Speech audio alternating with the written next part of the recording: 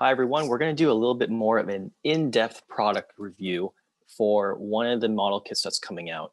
I'm probably going to do these a little bit more often because there's probably a lot more that I want to say about a particular model kit release that's coming out, but I don't have enough space inside of the regular short segments that I'm trying to churn out for just regular product announcements. And so here we go, and let's take a look at the 1/144th scale Gundam Heavyarms. Now, I did mention that I was a little confused about the way that they were pitching this kit. And why I was saying that was if we're comparing it with the original 1/100 scale Heavyarms Gundam, there was just a lot more that they provided in the original suit or the original model kit. For example, you had the double beam Gatling gun as the upgrade, whereas you see here, they don't provide that. So this is in its first form, and they don't provide any of the accessories in order to do the upgrade, which I think is a huge missed opportunity because you're going to be paying $6 more for this model kit with what I would say arguably you're getting a little bit less. Now, I know if you're a custom modeler and not everybody is, you could probably get the old Heavyarms, and actually the mold for it, in my opinion, is not bad. I think that the only thing that's lacking compared to this model kit is one, the articulation, which you could change out with the ball and arm set if you really wanted to, or you can change, and you have to change out this stuff here so that the missile pods would be able to open up. Now, they have released missile pod sets in the past, and I know that that's a lot to do. And for the $6, I can see where articulation and the missile pods would really pay off. However, I think that if you already have a Heavyarms model kit, I don't really know if you'll be doing poses like this, because in my mind, the most iconic pose for the Heavyarms is this and it flipping in the air. And when you're flipping it in the air, you're not going to need articulation on the ground. You don't need any of the knees. You don't need any of the ankles. You don't need any of that. All you need is something where it's able to be on an action base and flip upside down. Now, I'm sure there's going to be more stability in the model kit, which I'm anticipating because the Sandrock is way more stable than any other HG that I've kind of encountered. But I think it's just really disappointing that because we've seen precedent with the Sandrock for it not having, the Uzi, it does not have the extra vernier set that is just a couple pieces of plastic. I don't include that in the original box. That's about $16. And to see that they don't do this in the promotional material for the Heavyarms is making me think that later down the line, when we get things like the Death Scythe, the Shenlong, we're not going to see any significant. We'll probably see the Death Scythe Hell or the Ultron being P Bandai as well. So it's not something that I'm particularly happy about. But if we're looking at the silver lining, at least they're releasing the model kits for people who actually want it.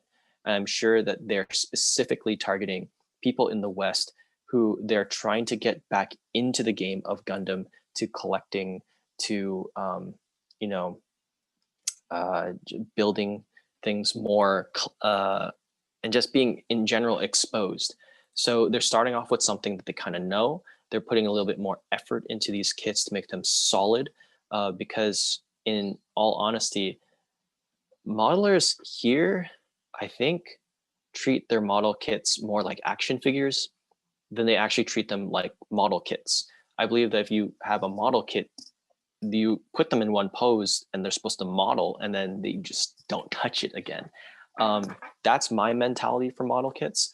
But if you look at the trend of model kits that have been coming out as of late, they have way more articulation, way more posability, way more range of motion.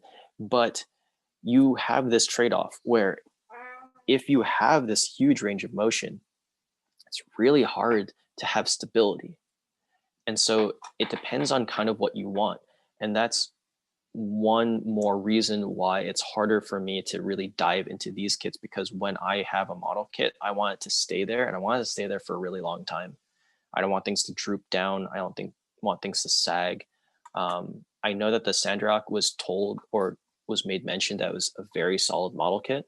And maybe I'll check it out one day. Maybe when all 5 of the Gundams are released, I already have the Wing Gundam, so I might as well just dive and grab the other 4.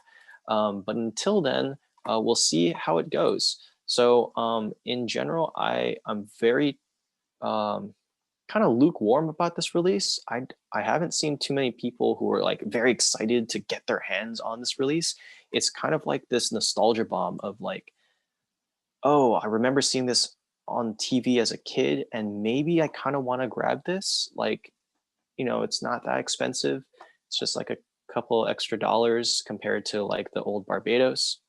And honestly, that's kind of the thing, right? If you compare the Barbados and what it offered compared to like the Heavyarms, you have the Barbados priced at around like $10, $12. But then you have this guy priced at minimum, it looks like 16. So if it's really going to be offering a lot to the table, then I don't really mind. But a lot of the stuff that I'm seeing is not much different from the old $10 kit that I saw, other than the articulation. Now, I'm kind of writing off articulation completely, just because most of the kits nowadays kind of has this level of articulation. So what are you truly getting with this kit that separates it from other kits? Well, you're getting the color, and then you're getting kind of a weapon that you can put onto an arm. I mean, that's something, right? And you're getting the opening hatches. So you're getting a hinge, essentially, right? And not to discredit the Heavyarms, but I think that for the price point that I'm paying for, like I would imagine get like missile effect parts or like, I don't know, Gatling effect parts. Like it wouldn't be very difficult. Like you have a hole right there. You can slip this in really easily. But, I digress. And I still think it's a pretty cool suit. I'm really happy that Bandai is paying more attention to Gundam Wing, because it is my first Gundam. And I know that this is a very special Gundam to my family, because this is my brother's favorite suit growing up. And I remember as kids, we used to play with our action figures, and he used to love the Heavyarms. So it is a very nostalgic suit. It brings back all of this. But when I'm looking at it strictly as a product, it makes me very cautious about diving in. So anyway, thanks very much for everyone who is able to tune in. I'll have the link to this article in the description below. And feel free to like and subscribe to the video if you feel so compelled to. I'll catch you guys next time.